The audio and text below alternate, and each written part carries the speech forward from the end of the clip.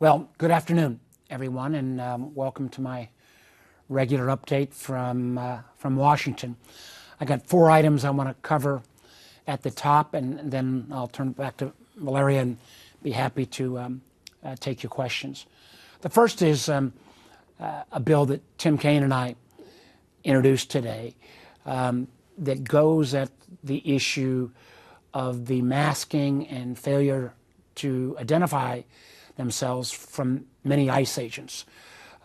First of all, I think we can absolutely be for a secure border, but also not believe that people ought to be arbitrarily picked up dropping off kids going to school or going to work, particularly when they've not committed no crime in this country.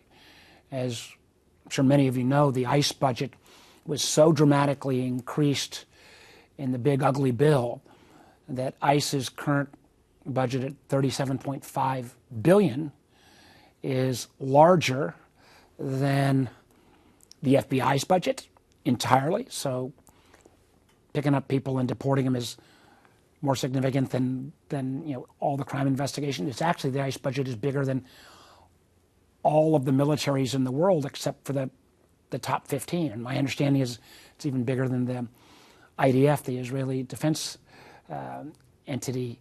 So with these resources, what we're trying to say is that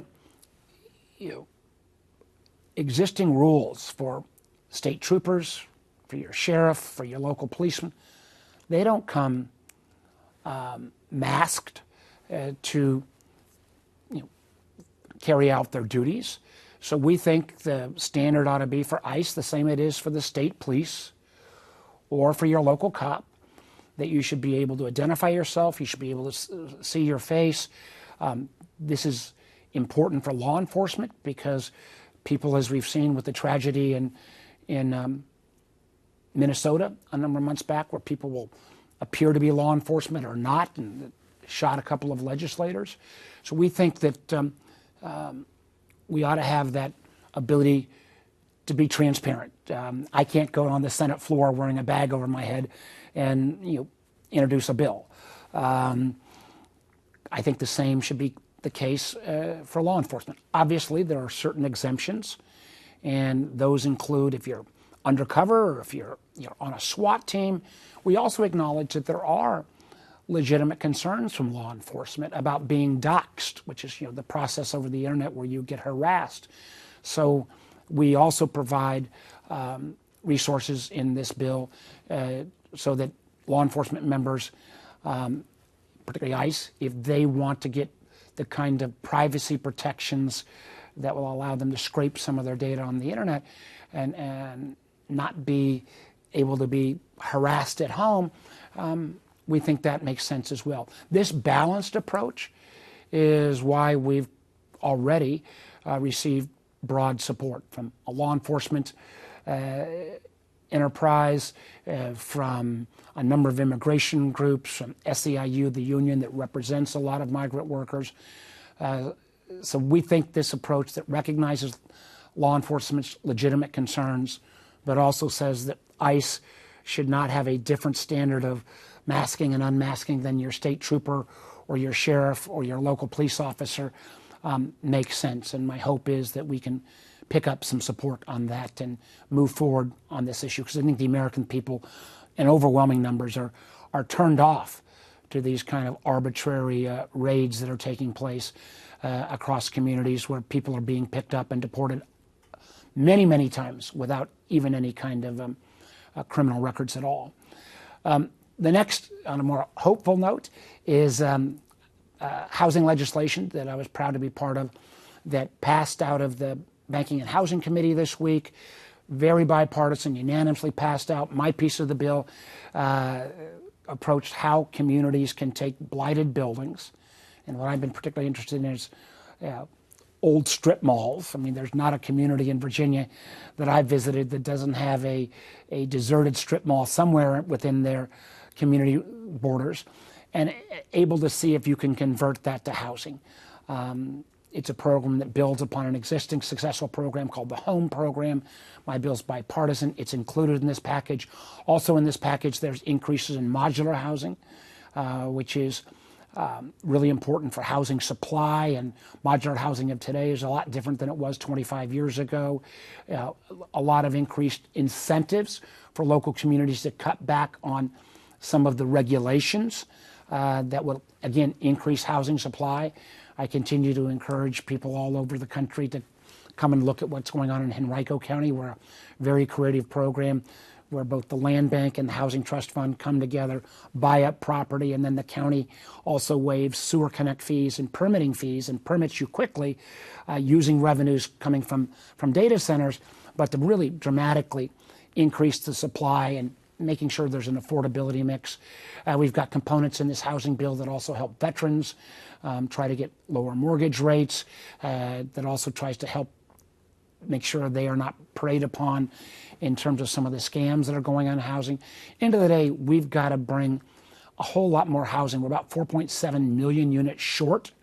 And it's just outrageous that because we don't have enough housing supply, because we've got people locked into mortgage rates, that the basic age in America today for buying your first home is 38. You know, a decade ago, it was in the 20s. You were in your 20s. And we all know home ownership is the path to the middle class. And if people can't afford a home until they're almost 40, that's going to cut out a lot of people's opportunities in this country. And we both have to increase supply. And this bill takes a great step forward. I'm proud it's bipartisan. I hope we'll get to the floor of the Senate soon. I think there's more things we need to do, and I'll be rolling out more housing legislation shortly, but this is at least a step in the right direction.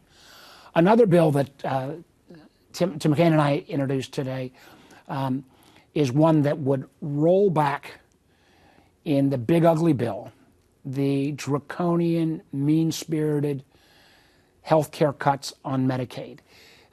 We've seen the projections that about 11 million Americans, over 300,000 Virginians, will lose their health care because of these Medicaid cuts and health care cuts in the bill. We don't think that is appropriate, so we reinstate the health care program and the Medicaid program. And again, the Medicaid cuts will ripple through the whole system, as it'll, so many rural hospitals depend upon those Medicaid revenues. But what we also do is get ahead of the next shoe to stop, the shoe to drop. And that is the issue that the big ugly bill was silent on extension of what's called the Affordable Care Act subsidies that go into the private marketplace.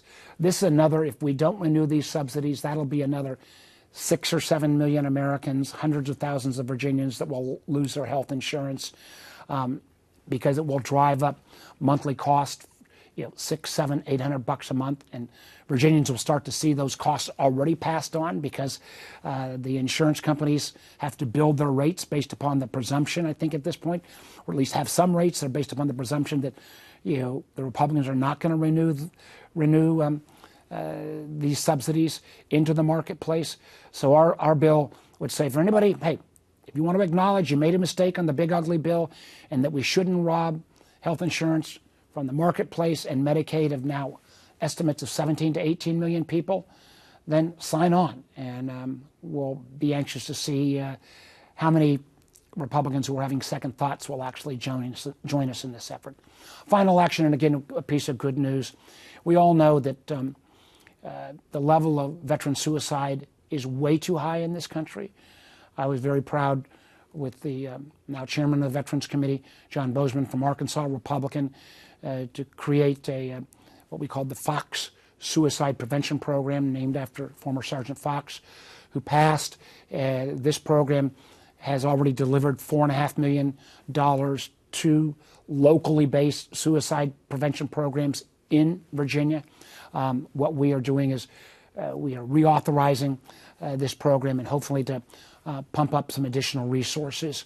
It's out of the Veterans Affairs Committee now, and I hope it gets to the floor quickly because we need to do all we can to end the enormous tragedy of veteran suicides. So with those 4 items at the top, let me turn it back over to Val. I'm happy to take your questions.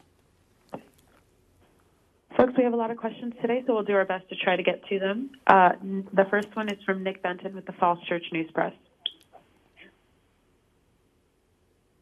Yeah, Senator, as a leading person on the Intelligence Committee, my question goes to whether there is any kind of national security aspect to the whole affair around trafficking and the issue that's at the forefront of everybody's mind these days. In terms of the Epstein files, Nick? Yes. Yeah. Well, listen. One, I've joined with almost all the Democratic colleagues yesterday to introduce legislation that would force the release of the Epstein files. I mean, the hypocrisy of Donald Trump knows no bounds. Remember, one of the ways he got elected was claiming that he would release these files, he would go after the rich and powerful. We all remember the Attorney General Bondi saying, she had him on her desk and there was going to be juiciness in him. Suddenly they reversed course. Now, is that because the Attorney General told Trump that his name is mentioned in these files? We don't know, but that's been reported in the press. In terms of national security implications, I've seen and heard some of these conspiracy theories about Epstein somehow being an agent of our government or a foreign government. I've seen no evidence of that, but the best way we could figure that out is to release them. And I just, I would hope, particularly the president's MAGA base, will keep up the pressure. They think Donald Trump can do no wrong. Well, if he can do no wrong, he ought to keep his word and release these files. And I think at some point, Nick, they are going to come out. I don't know how. I just don't think this issue, as you said, which continues to dominate the news, no matter how many distractions that are thrown at it. And frankly, you mentioned the intelligence community. Tulsi Gabbard continues to do irresponsible actions, releasing classified files, trying to relitigate the 2016 Russian intervention. And I'd say anybody that wants to read about the Russian intervention in 2016, read the 5 volumes of the Senate bipartisan report, the most thorough, thousands of pages, completely bipartisan, that said, yes, Russia didn't mess with the vote, but they did definitely have a preferred candidate and had a disinformation and misinformation campaign. And, Gabbard has been grossly inefficient at distraction, just as she's been grossly inefficient at her job. But end of the day, one way or the other, I think Trump is going to be forced to release these Epstein files and let the truth come out. The next question we have is from Tyler Englander with WRIC. Thanks for taking the time, Senator. On your bill relating to the masking of ICE agents with Senator Kaine, ICE told us that their agents always identify themselves as ICE agents and are always visible. My question to you is, even with the law, if they're already denying that they're engaging in these practices, how could you compel them to actually take those masks off? Well, remember, the fact is, we've all seen the videos of people being picked up or chased around a neighborhood, and our eyes don't lie. The videos I've seen, and I'm saying this happens every time, is that they're covered, and I sure as hell have not seen any indication of their law enforcement status. So I think we need a law. And again, we are not asking ICE to do something that's not already a requirement for your state troopers, for your sheriff's offices, for your local police departments. They know, frankly, having trust with the community, and part of that trust comes from being visible, that strengthens law enforcement. So I think ICE's denial is a reason why we need this legislation. And again, unlike some of the other bills that are out there, we're actually trying to get something passed. So we acknowledge that there are plenty of circumstances where an officer might need to be masked. If he or she is undercover, if we've all seen SWAT team attacks where you need to have that covered because you could be in harm's way. And we also acknowledge that if you become the kind of online victim of doxing, we will provide resources to the law enforcement officer, the ICE officer, to have their privacy protected online. So, and the fact that we've got a law enforcement organization backing us, as well as some of the immigration groups, I think shows that we may have some runway here. But back in terms of the ICE denial, I think the American public, anyone who's followed this and seen the videos over the last 6 months, they're going to believe their eyes. They're not going to believe some bureaucrat coming out of ICE. The next question is from Kurt Williams with WTKR. Hello, Senator. My question is regarding the announcement of this new VA clinic that is going somewhere in Hampton Roads. Do you have any sense of what city exactly in Hampton Roads? And more importantly, in light of the cuts that have already been made to the VA under the Trump administration, any concerns about whether it will be fully staffed when it opens in 2029? One great question, and thank you for raising it. And just for everybody else,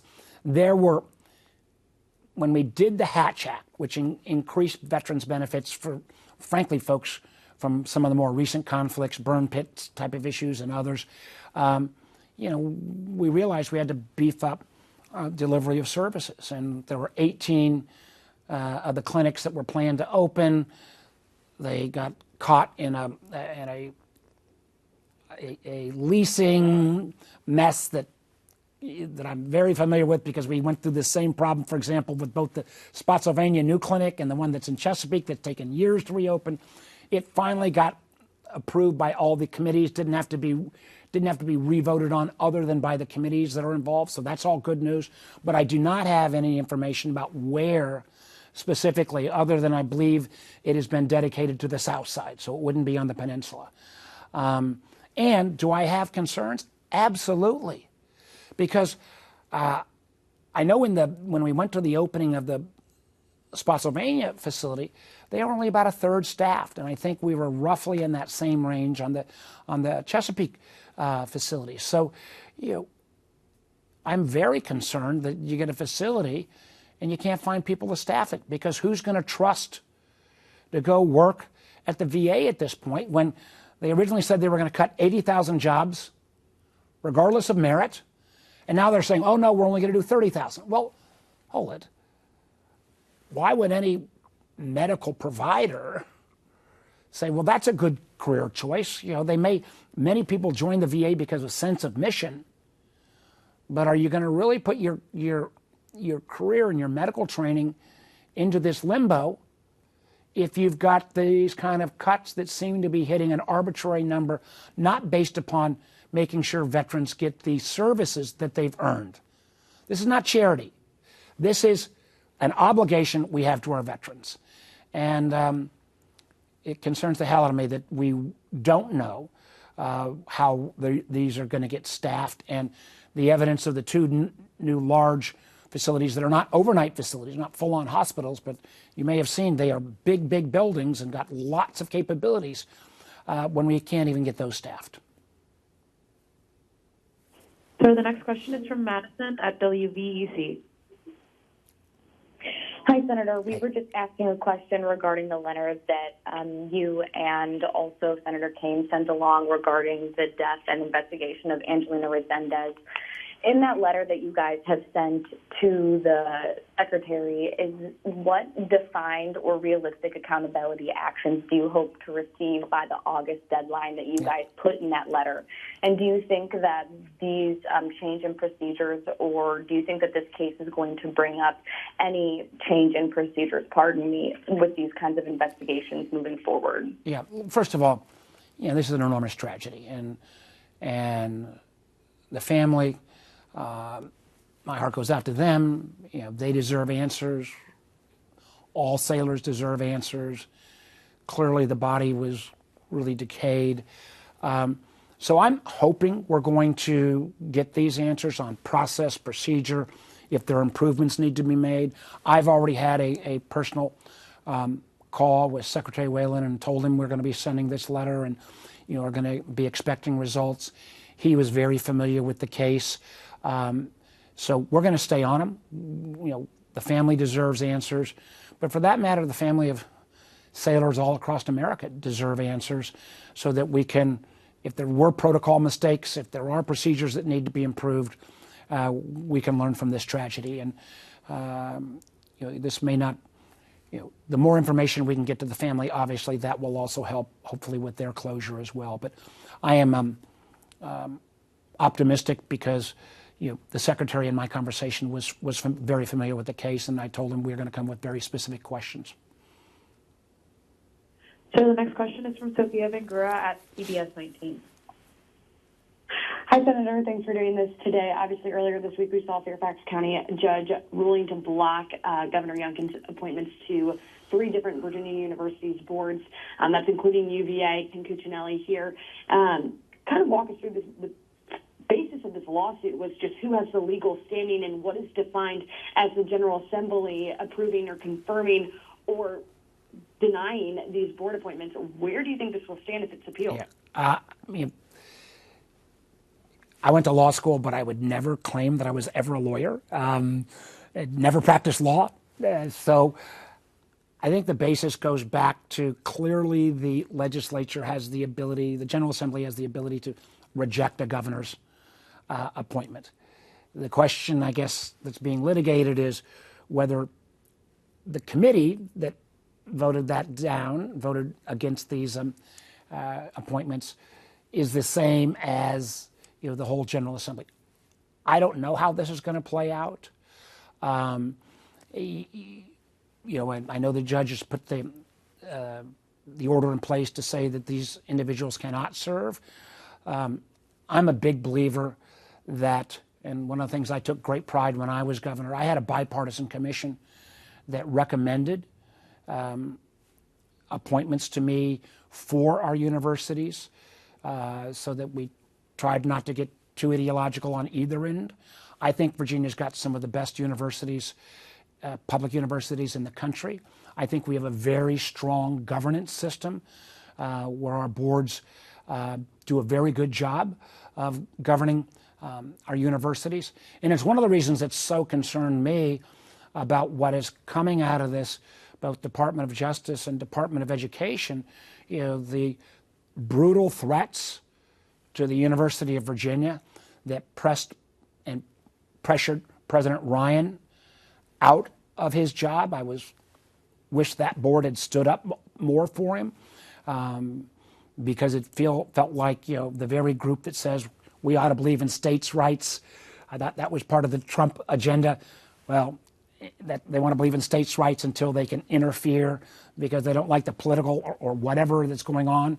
We saw that at UVA. We're now seeing it at George Mason, where Senator Kaine and I have raised concerns, and I'm very happy to see the business community step up and say, no, we're going to stand behind George Mason, but we've again got what appears to be a very politically motivated effort to interfere in George Mason. The idea that they're trying to go after the faculty senate, all this is an attempt to try to scare people into submission. And I think it's really important that our boards of visitors, they should know what's going on the ground, and if there's inappropriate actions, have at it. But if it's not, they should stand up in a much stronger way against this political interference from this Trump administration. Senator, our next question is from Mitchell Miller with WTOP. Hi, Senator. Thanks for joining us. I have a two-parter. One, do you think the appropriations process is broken, given that it looks like you'll be facing another continuing resolution at the end of the summer? And then also, I wonder if you could give us some insight into internal debate among Democrats over resisting or negotiating with Republicans as we approach another possible government shutdown, and what approach would you favor? Well, first of all, if this turns into a problem, it's due to one thing: unprecedented actions by this president to basically undermine Congress's power of the purse. This is not a made-up law. Read the Constitution. Congress has the power of appropriating and spending money. And there is a legitimate question to be asked, and we're already seeing it now. For example, I've been a big advocate for community development financial institutions. There's $325 million that needs to be spent out by the end of the fiscal year. This is not a partisan issue.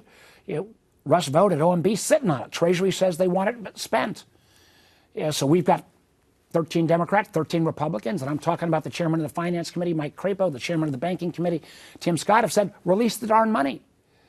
So there is a question whether, if you go through the bipartisan process, because it is still the budget, unlike the House that still requires 60 votes in the Senate or a simple majority in the House, that says, hey, if we go through this process, you can't renege after the fact. And I think that's kind of insider baseball, I'll acknowledge, but it's been the kind of rules of the road, literally for decades and decades. I mean, it was also the rules of the road that were adhered to by Trump in the first Trump administration. So what I think, as we get into the kind of end of the year shutdown, one of the things I'm going to be urging is that we ought to, both preserve Americans' health care. Part of that means extending the subsidies that go into the marketplace in the ACA, because if those disappear, this will trickle through the whole healthcare system. You add, another couple million people showing up in emergency rooms in Virginia, that's not only going to shut down rural hospitals, but that means all that uncompensated care has to be passed along. Who's going to pay? It's you and me. And so I think the emphasis ought to be on health care, both extending the ACA tax credits, but also rolling back the cuts on Medicaid.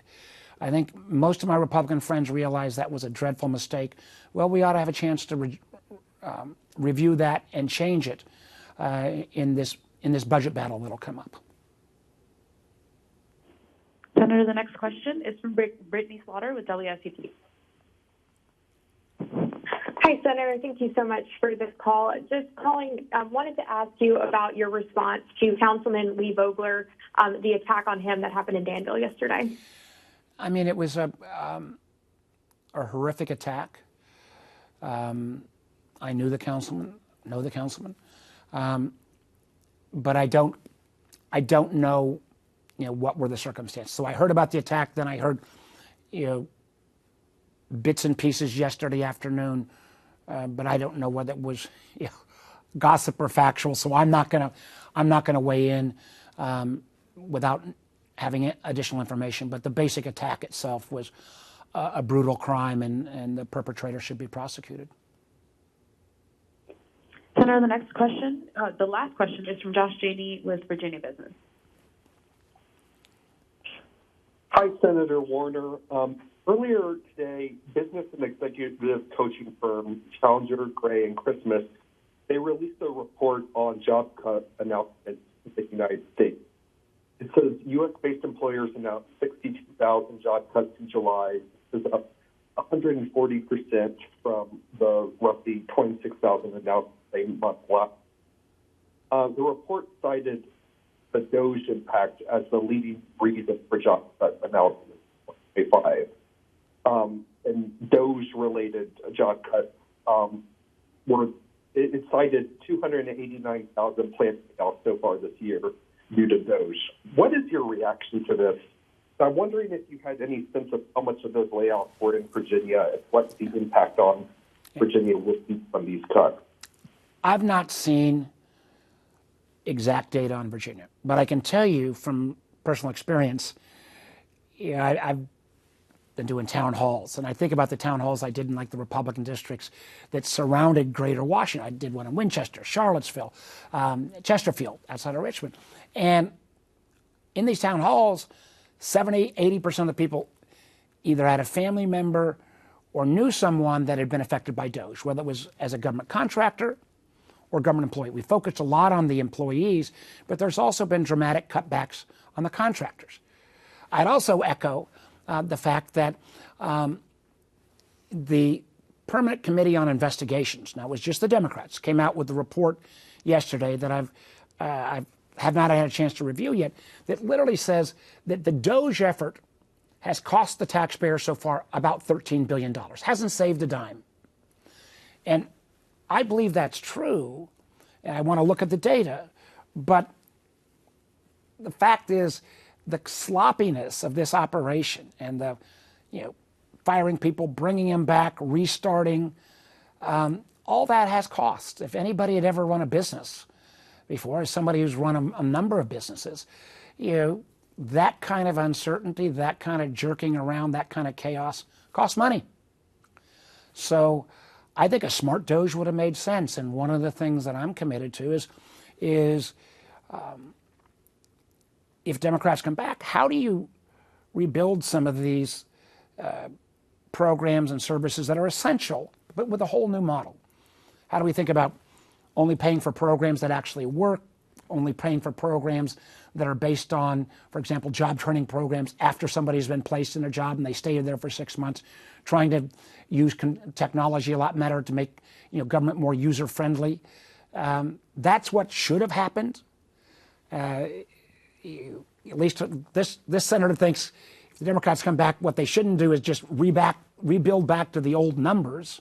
No, this is a real chance to do major reform, and hopefully then bring back some of the expertise that we're losing, and that's sometimes not even quantifiable. The last thing I would just add on this, and I don't know, is that as we look at these numbers on both firings, the other thing that I'm hugely concerned about, and this goes beyond DOGE, although it affects government employees and contractors as well, is that I think we're starting to see, and I think this will accelerate at an enormous pace, AI get into more and more operations. And that will increase productivity. But what I'm concerned about, and we can't reverse this necessarily, but all those starter jobs that are even coming out of college, whether it's in the government as an analyst or in the financial sector as an analyst, a lot of those jobs are never going to come back because AI can do it quicker, faster, in a frankly more efficient way.